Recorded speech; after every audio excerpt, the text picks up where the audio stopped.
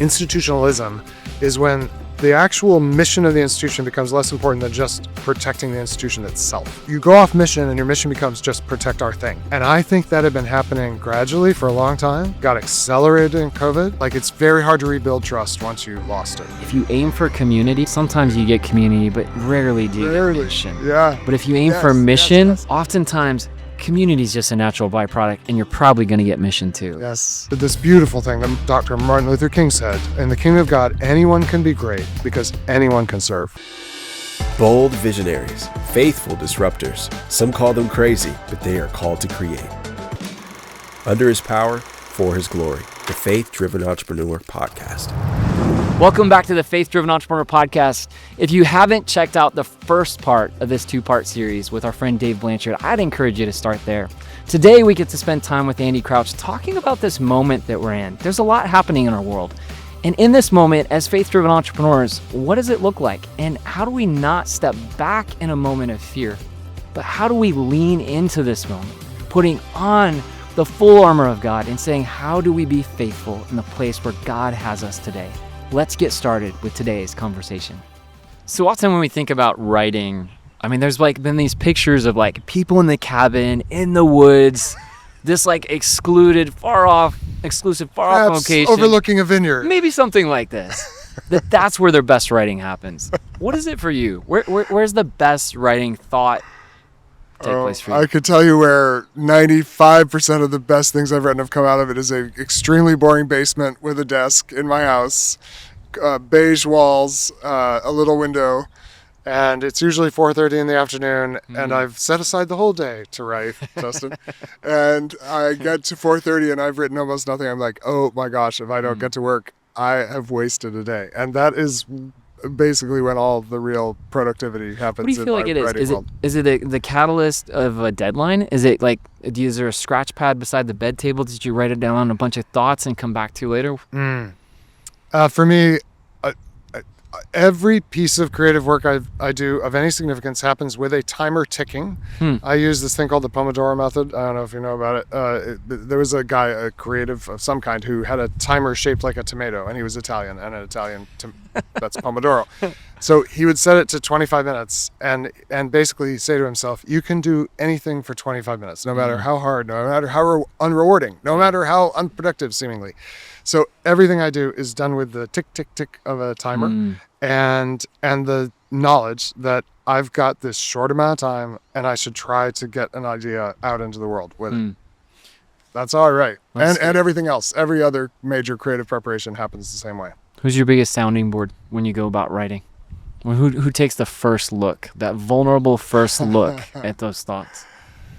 It's usually an editor. The editor, so every once in a while I'll show my wife, but mostly it's that appropriately distant person who is not my best friend. Yeah, no relational tension that's going to be caused. Okay, I get you. Who I also really trust to tell me the truth. Yeah. That's good.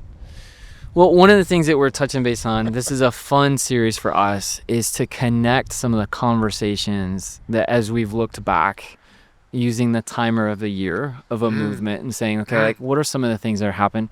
This year feels especially unique, like trying to make sense.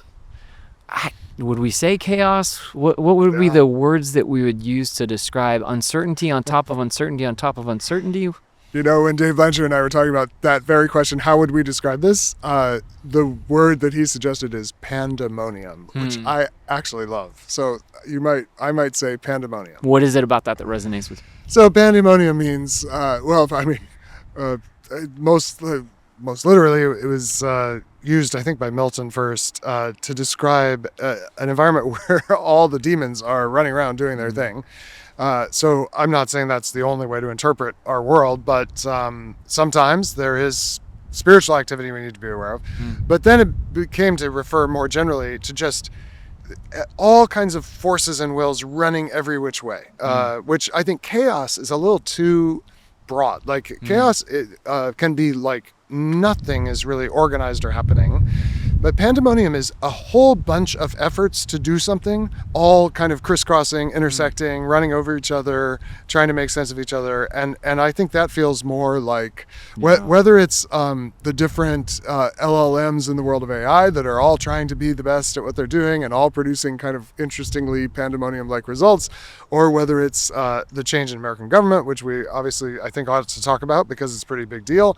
It feels like it's that crisscrossing of wills and effort, but not well coordinated, not very predictable, not necessarily getting done what you hope would get done. It's like if you have like 5 kids in a house, or like a birthday party. We're getting a little too close to home. All right, teenagers, gotcha. 6-year-old birthday party, let's say. Yeah. Like, you got 26-year-olds, and it's just all happening at once. And what exactly do you do to even respond meaningfully in the midst of that?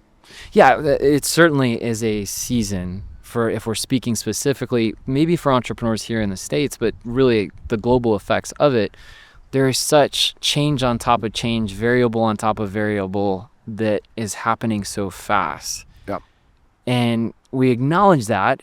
And I think one of the things that struck me about we were talking the other day is just the long-term effects of this. Yeah. When we think about just like how long it takes to build relational trust or trust in different organizations. I mean, one of the things we talk often about at Faith Driven is just the trust factor. I think it was Gallup that did the survey, and they talk about it, and they're like, hey, what's the trust, generally speaking, in government, U.S. government? I think it was like 7-8%. Single digits. At this single point. digits. Yeah. You look at the church in that same survey, and they're like, high, mid 20s. Yeah. So, okay, we're doing 3 or 4 times. But the factor that we keep coming back to is like, gosh, more than that is small business owners. Yes. And the military and small business owners are the only 2 groups that Gallup asks about that have stayed above 50% trust. Fascinating, isn't it? It is very fascinating. Like 2 more different things. The military is a massive, coordinated command and control kind of thing. Small business is very local. Yeah. And yet these are the 2 places people look, they're like, I think I still trust those 2 things. Yeah. Everything else. I mean, as I think your listeners may know, like the degree to which trust has collapsed in these longitudinal surveys that Gallup's been doing for decades is amazing. Especially when I'm in church circles, I always want to encourage pastors and church leaders who say, gosh, no one trusts this institution anymore. I want to say, it's not you. It's not primarily you. It's institutions generally are not trusted anymore. So talk about that. How did we get to this place? And I want you to really hone in recently, because I loved what you were talking about that as really within the last 5 years. Because because Dave mentioned that article that you wrote as COVID happened and talked about the blizzard. Yeah. And you talked about the idea of like, man, there's going to be long-term effects. Just unpack just kind of how we've gotten to this place of distrust. Yeah. Pandemics generally accelerate things that are already happening culturally. They don't tend to create completely new things, but they accelerate them. And so this loss of trust in institutions had been going on for a long time. And think of institutions as long-standing patterns in human societies, often organized in some way, though there's some institutions like marriage that maybe don't have a central coordinating committee or anything. Yeah. And yet the patterns keep changing. And by the way, the institution of marriage has really, people have lost faith in it, you might say, as an institution, but people are not choosing to marry nearly as often and certainly not as early. So all these institutions for a long time have been declining. And I think COVID did a couple of things. One is it just, it isolated us clearly, and it created patterns and preferences for isolation that were really almost categorically new, I think, in human history. I think your average Western, like citizen of the West, Europe and the US, let's say, spends more time alone, like literally by themselves, than probably any human beings have ever spent in all of history. And, if anyone has traveled even in our own world to non-Western places, like India, for example, or Kenya, or, just think about most countries that are a little more dense than the West tends to be.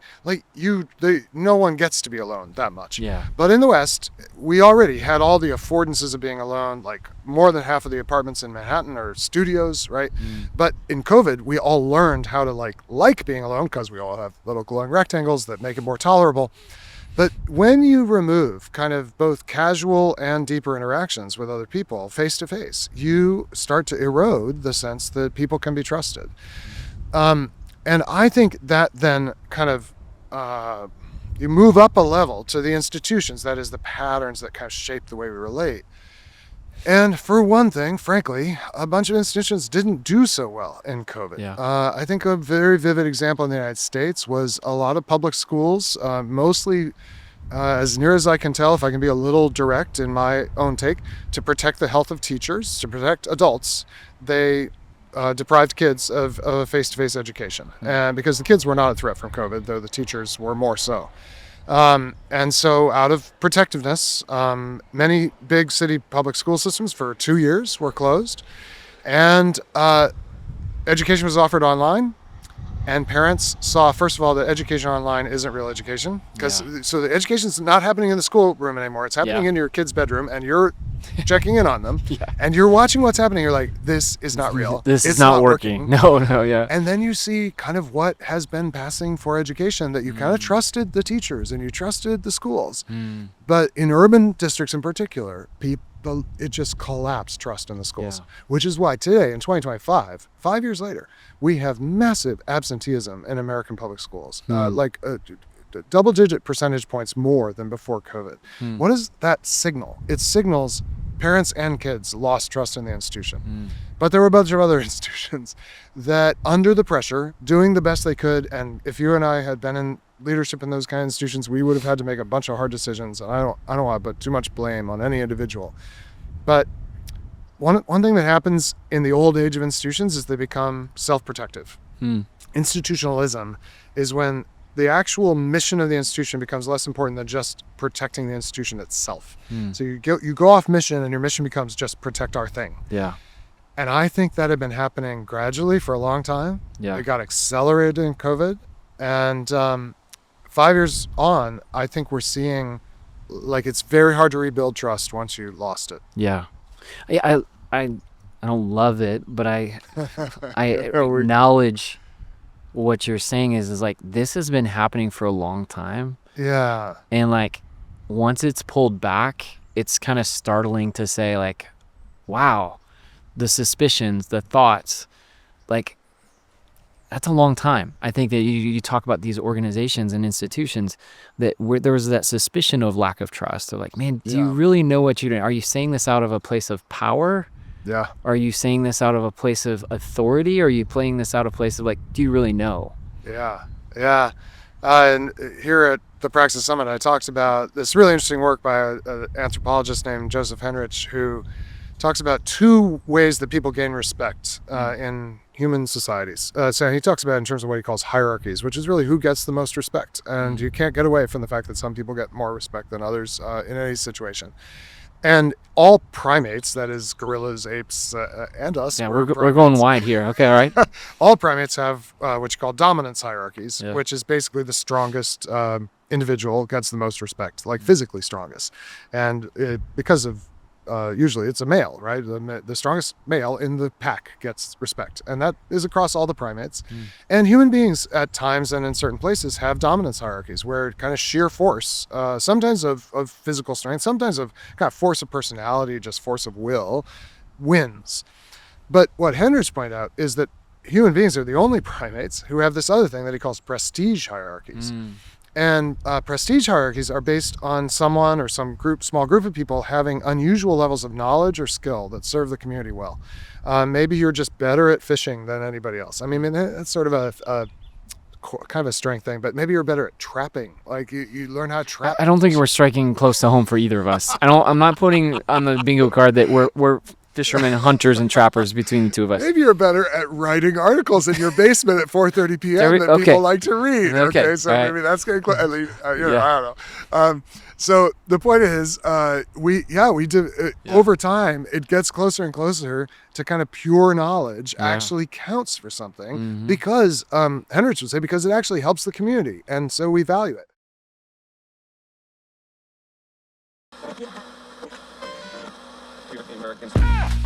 Entrepreneurship can be a lonely journey.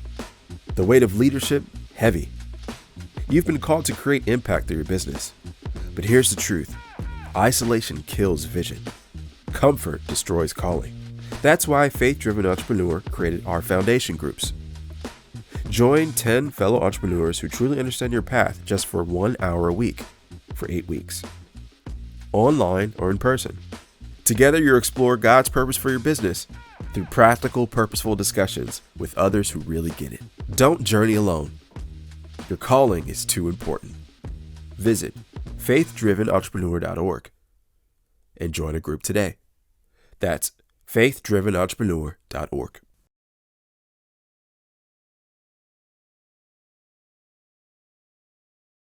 So dominance hierarchies are very unstable because the moment a stronger person shows up, like the weaker has to yield. Prestige hierarchies tend to be stable because they pass on useful knowledge. And so, I mean, a really good example of this, and it's got a huge target on it now for a bunch of interesting reasons, is higher education in the United States, colleges, universities. Yeah. These are very stable institutions, even in Western culture. Like after the church, the second oldest institutions are universities. Why have they lasted for so long? Because they generated genuine kind of capabilities in people. And especially once science really got going, it's like you really learn something real about the universe from science. And there are people who are really good at doing it.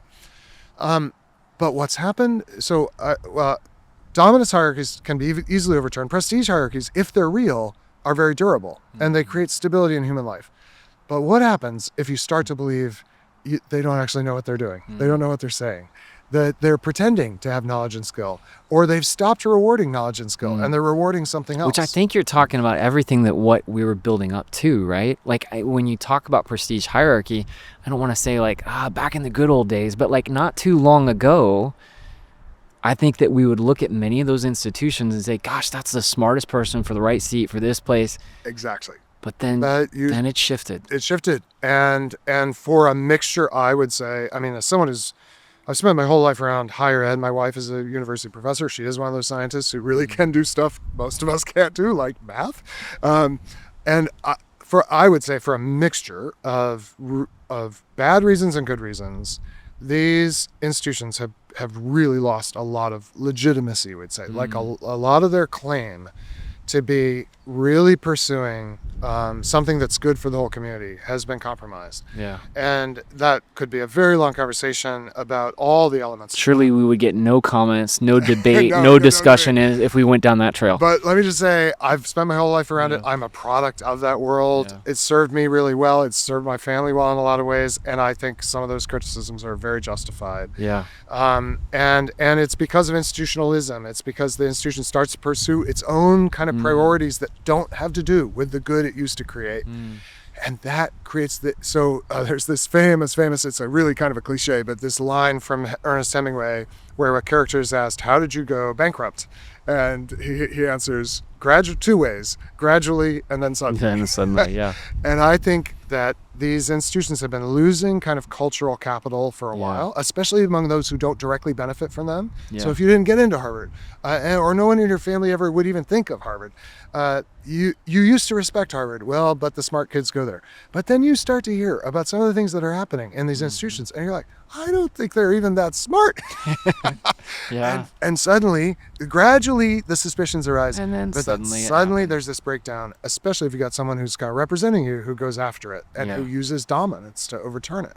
So the prestige hierarchies are stable while people believe in them, and then they're incredibly fragile once the society as a whole doesn't believe in them. So when you see that going after that prestige hierarchy in this moment, because there's a part of it that, I don't know, maybe it was like the quick bounce back of the markets during COVID, that you looked at it and it was like, my goodness, it went down, but gosh, it shot back up before the quarter ended. We're okay, right?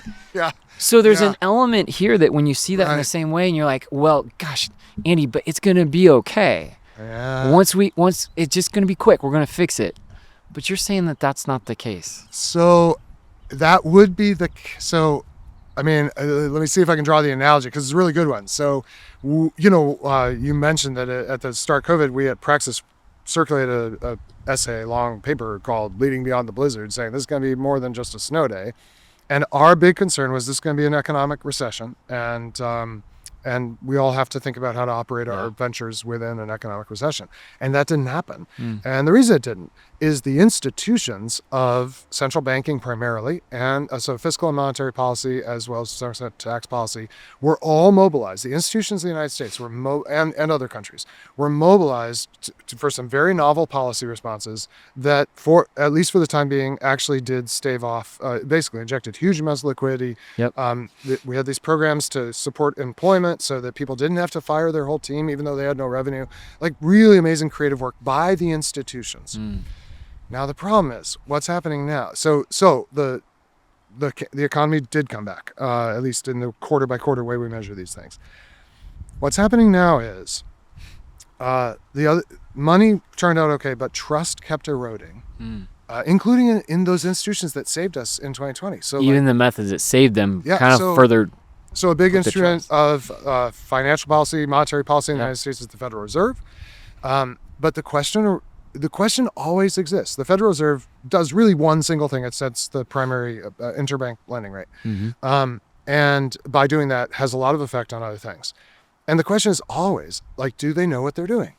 Are these really smart economists who look at a huge amount of data that we don't have access to and really smartly come up with the solution? Or are they actually a force of dominance on the behalf of one side or another in the kind of political wars? Isn't it fascinating also that the new situation is 24 hours a day, 7 days a week, at some of the craziest hours in the morning? We've got people commenting either way, scrutinizing institutions that, dare I to say, if these institutions were at the pinnacle of their great work, the noise of criticism.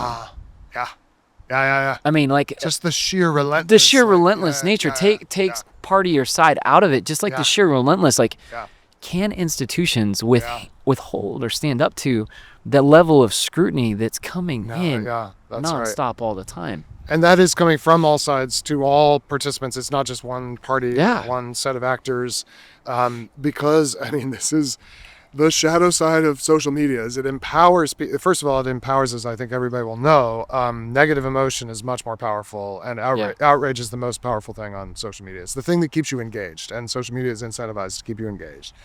And you can always. I mean, institutions are, they're both these, universities, 1,000 years of history. The church, 2,000 years. Governments and nations, hundreds and hundreds of years. But they are inherently very complex, fragile, precarious things led by ordinary people. At the end of the day, sometimes they got special expertise, but the things they're handling are always beyond just their expertise anyway. And they require wisdom, they require prudence, and in any given moment, there's so much to criticize in what any institution is doing. And now that used to be filtered through another set of institutions that we now often in derogatory terms call the mainstream media. And that was an institution that on a daily basis, if it was daily newspaper, decided which criticism were actually legitimate enough to put into print. But they would often hold back because they had deep relationships with the principals in the other institutions, and they realized this is a complicated situation.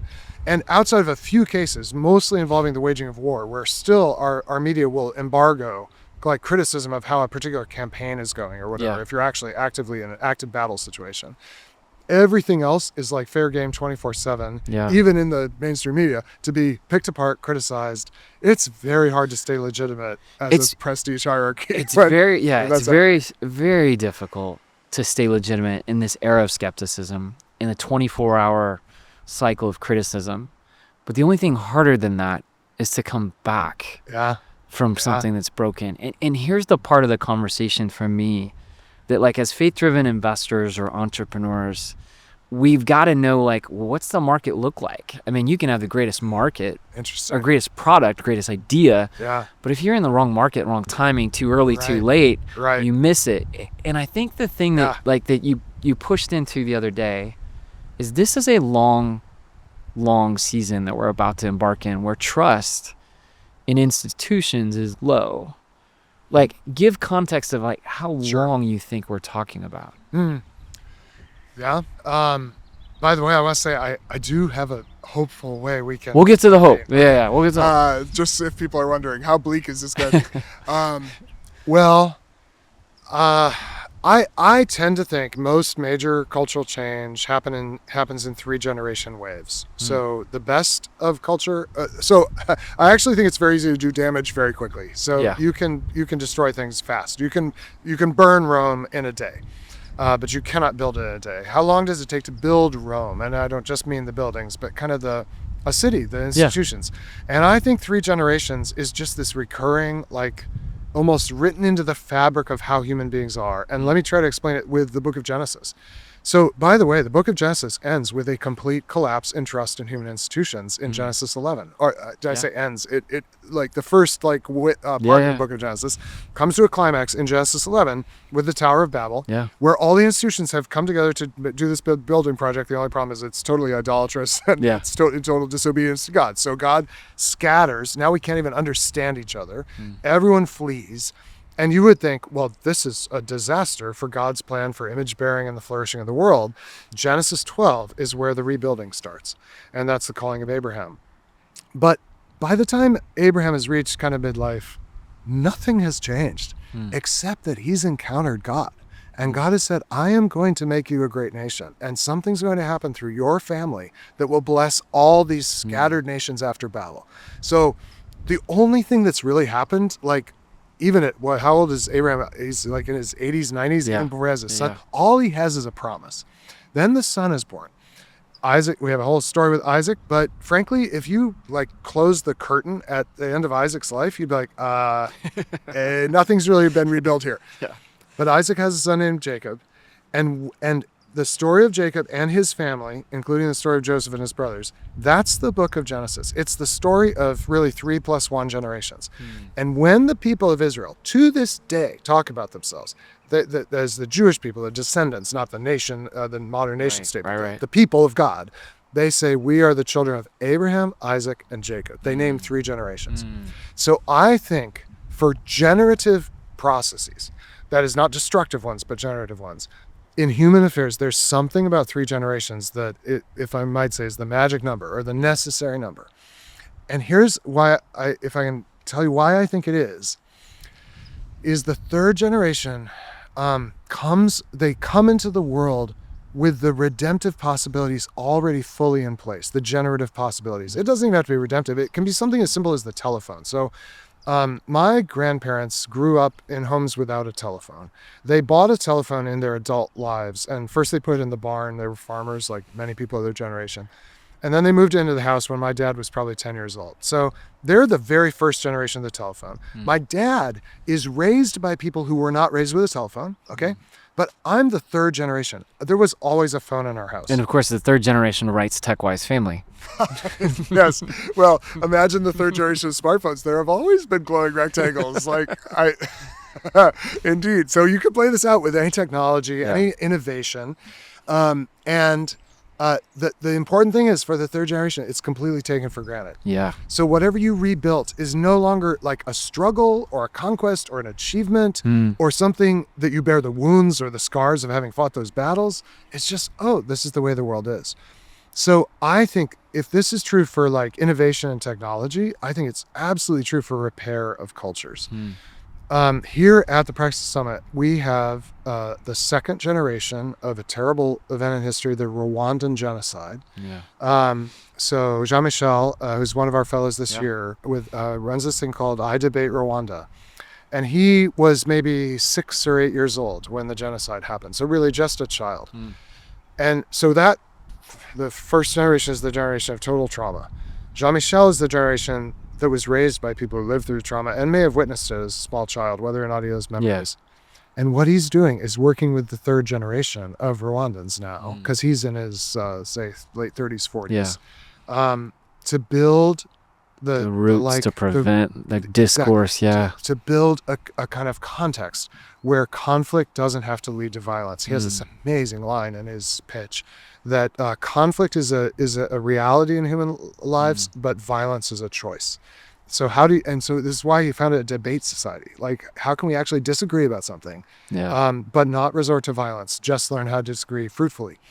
It's amazing. So those kids who Jean-Michel is training up will build the real rebuilt Rwanda. It takes 3. There's all these things to do in between. There's trusting God, Yeah. raising up your children, like living a different way, even while you don't see the cultural results from it. Yeah. All the things Abraham, Isaac, and Jacob do, learning about sacrifice. I mean, scary story right in the middle generation is your only son you have to be willing to give up to really be part of my story. Like that's a sort of a training in faith and sacrifice. Yeah. Those are all actually essential precursors to the repair and rebuilding that in Genesis ultimately happens when there seems like there's another breakdown. Like the brothers traffic Joseph into slavery. They almost murder him. But then comes this amazing reconciliation that binds together the people of Israel such that you and I today, 3,000 years later, are still talking about them. And those descendants are alive today because of that 3+1 generation process. That's what we can hope for, even in the wreckage of any given moment, is there's a 3-generation rebuilding that's possible. And there's a 3-generation, like I hear the thought of like the long time it takes to rebuild. I think the thing I'd pull back to also, like what you said, is like this has been again, it's, first slowly, then quickly. Yeah. Like this has been something that's been happening for some time. It's going to take some time for it to rebuild. And I think that's kind of starts to make more sense in my mind. If it took a long time to get here, and then suddenly it's going to take a long time to get back there. That's right. It's not that one is sudden, one is long time. There's actually it's a little bit more on similar. both sides. Yeah. That's right. Absolutely. So what I want to step into is that hopeful part. And like where we started this conversation is like between the military and small business, they're the only two trending over 50%. Like what's the opportunity for us as entrepreneurs to step in this moment, recognizing like there's a battle that we're fighting? Like what's the moment for us to step into this?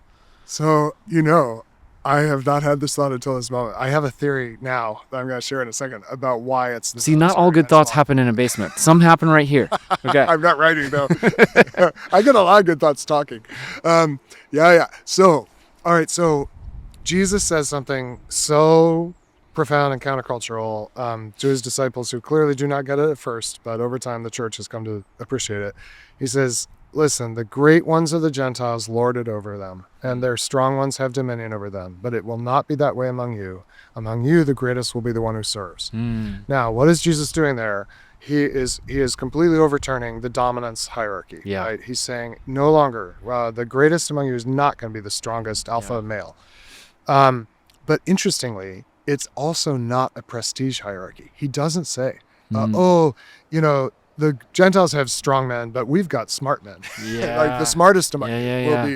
It doesn't say that. It just totally counteracts all of it. Exactly. Yeah. So in a time, I think the mistake that, frankly, some people are going to try to make, and even, for example, that our universities are going to make, is to say, oh, no, we really are smarter. Like they're going to try to reestablish prestige. I think it's going to be a while before that works.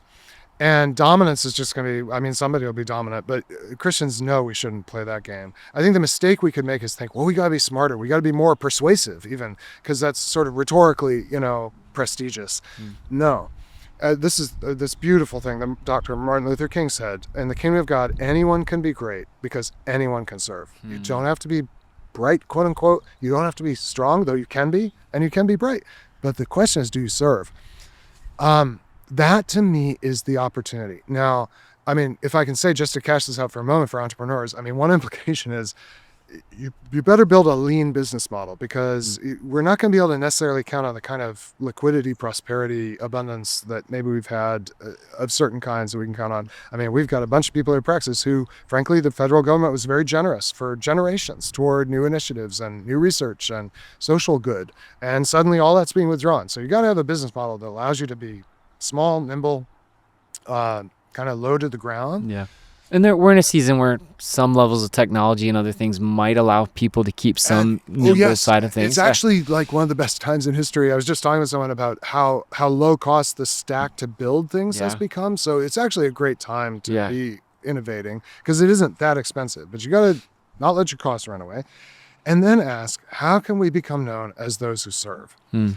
And here's my theory. I think, small businesses, what is it about small business? They're local, they're related to me, and most small businesses are not in it for the wealth. Your local small business, my dry cleaner, my barber, my my local accounting firm, those guys they may have a boat, but they don't have a yacht, right? Yeah. And they serve their community, and they're great because you can count on them. They know your name. Yeah. But the military is also an institution. Of course, it is at the macro scale an institution of dominance through force and violence for a nation. But inside it, it's built on servanthood. When you learn about the actual ethic of what leadership is in the armed services of the United States, it is servanthood. You gain authority with men and women in the military services if you're a sergeant, a lieutenant, let alone colonel, general, by being the best at serving them. And I think it's actually the institution in our culture that still rewards the greatness of servanthood the most, even while as an entity of its own, more so than the church, project power. More so than the church.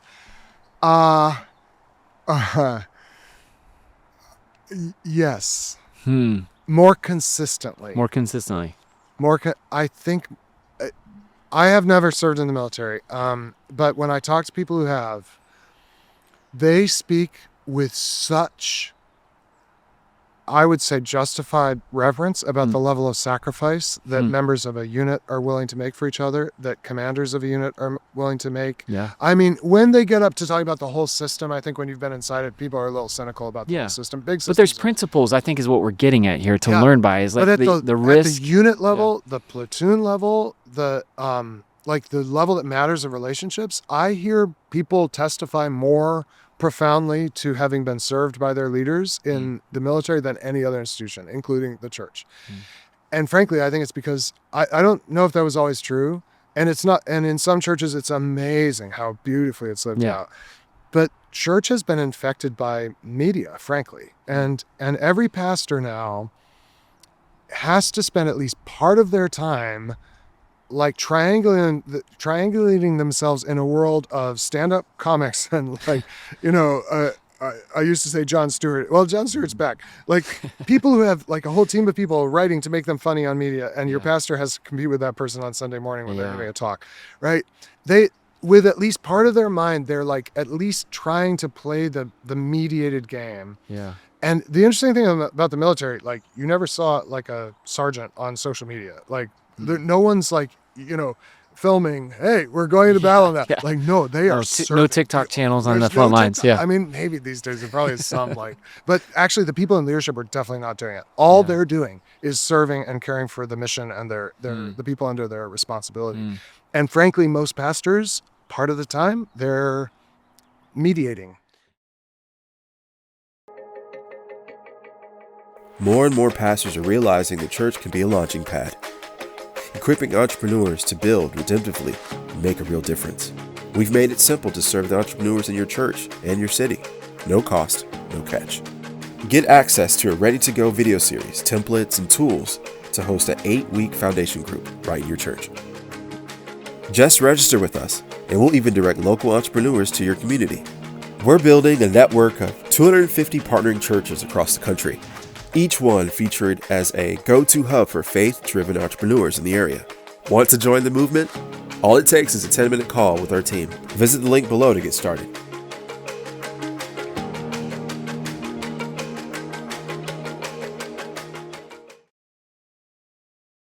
I think there's something about that idea of just like being on mission is a way to such rebuild trust quickly. Yes. I mean, I remember, I don't know, 20 years ago when there was every strategy and idea being talked about of church small groups and community groups. I'll never forget when somebody said, gosh, if you aim for community, sometimes you get community, but rarely do you get mission. Yeah. But if you aim for mission, oftentimes community is just a natural byproduct, and you're probably going to get mission too. Yes. And isn't that there's something as we kind of come to a wrap here on this episode is like, is there this idea that when we think about that long way back, when we think about that long road, is like when you're on mission, when you're putting on the breastplate, when you're putting on the helmet, when you're grabbing the sword and you're doing that, that's our opportunity as faith-driven entrepreneurs to rebuild trust.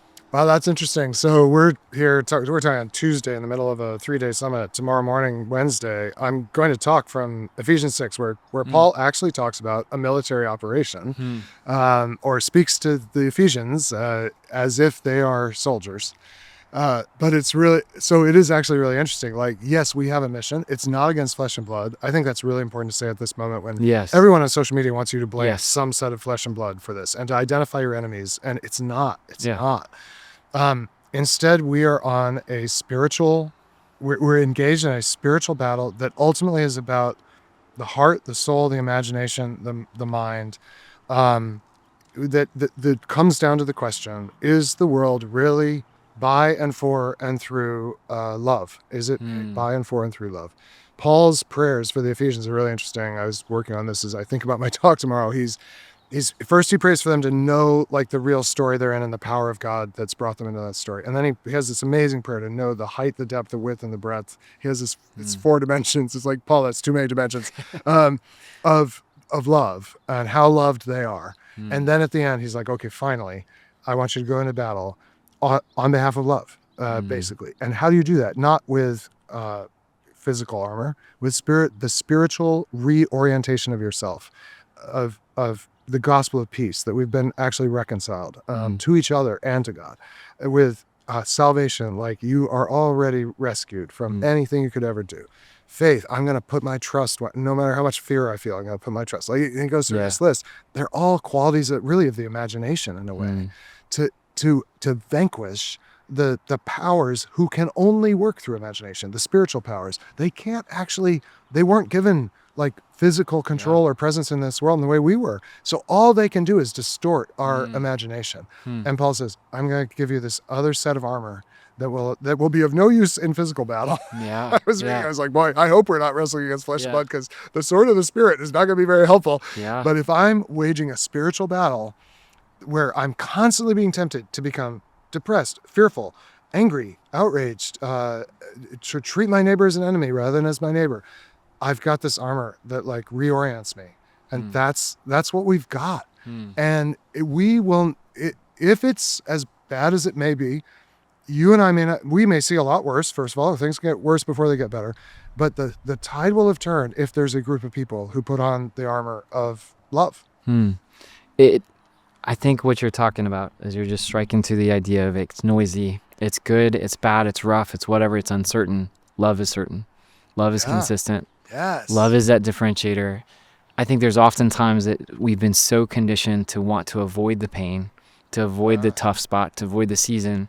But this is that moment when love breaks through. This is that moment when if something becomes normative, or as a conversation of faith and work becomes a little bit more like, there's still that element of like, are you willing to sacrifice? Are you willing to put others before selves? Are you willing to really stay consistent and be in that on mission? And I think that maybe if our pulling us to a close is like, we've got to see this hinge moment as an opportunity and not as another place of fear. Yes. It is the chance to practice under pressure with high stakes. I mean, actually going back to like, when do I write best? It's under pressure, a little later than I should have started, realizing suddenly I've got to deliver. And I actually think that's how this moment should feel like, okay, now let's get serious about the life of the Spirit that we uniquely are invited into because Jesus has rescued us. And we're the only ones, we who are part of this new Israel, the new people of God, the only ones who can do it. And we can be part of an amazing renewal in the long run. Amen. Always great to be with you. Next time we'll do a podcast 4:30 in your basement. It'll have to be. Good to be with you. Thank you. So friends, another great conversation. Always great to be with Dave and Andy to talk about some of the things that are going through the movement in this conversation, the time and moment that we find ourselves in. If you're new to this and you're hearing about Praxis for the first time, I can't encourage you enough to check them out. Check out their website. We're going to put the link here on the screen.